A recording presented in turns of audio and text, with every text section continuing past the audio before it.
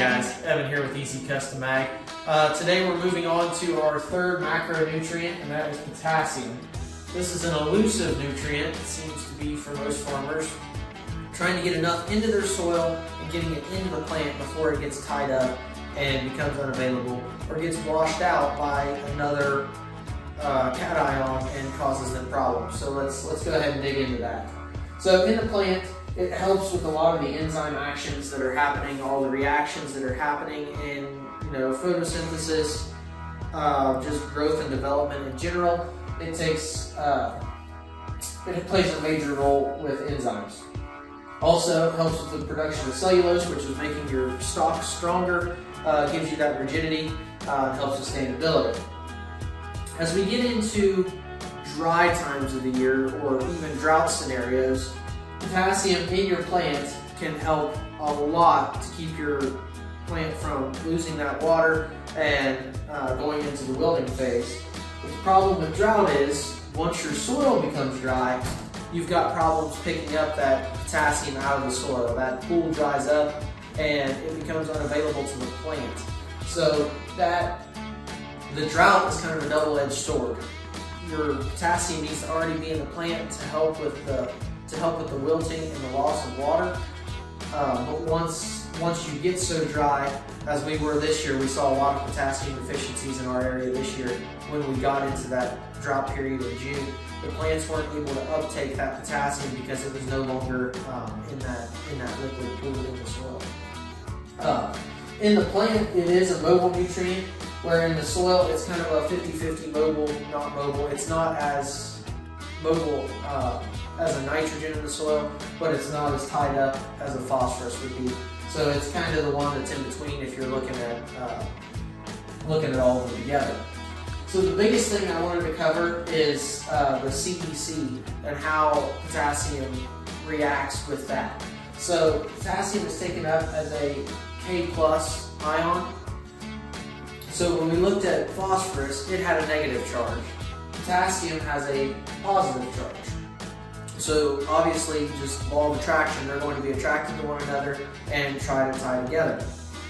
Well, when we look at CEC, on the soil test, you're going to see calcium, magnesium, and potassium.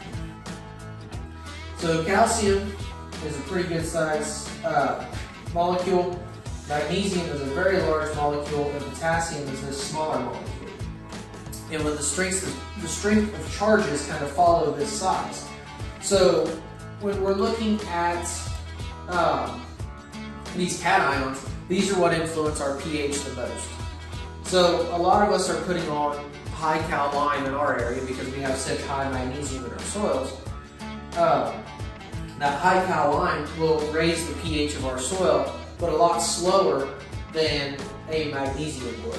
So out west, I know they use a lot more dolomitic lime because they don't have as high magnesium in their soil. Also to the south, where they have sands, they don't have as much magnesium, so they're putting more of that on their soil to raise their pH.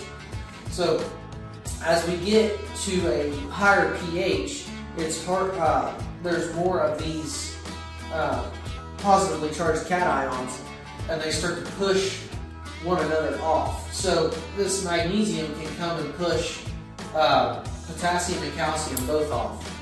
But magnesium and calcium both can push potassium off. That's why it's so hard to build potassium in the soil in a high pH situation. It gets pushed off the soil colloid because of the large molecules we have here in magnesium and calcium. So when we're looking at potassium in a high pH situation, we need to apply that as close to the time of need as possible. If we're applying it in the fall, it can get tied off or washed out before the plant's actually using it. So we need to monitor our pH to address how we want to use our K. Wanted to just show you some numbers. So 200 bushel corn will take about 50 pounds of potassium out of the soil. 60 bushel soybeans take about 80 pounds. And then we look at 100 bushel wheat, takes about 30 pounds. So potassium is one of those that you need to keep replenishing in the soil. It's not taken out as high levels as some other nutrients that we look at, but it's definitely one that, you know, if you're raising corn after corn and you're doing that every year, you can deplete your potassium levels pretty quick in the soil if you're not watching it. Either releasing that with biology, adding more in to cover that loss, and so forth. So thanks for watching, guys, and we'll see you next time back here at the whiteboard.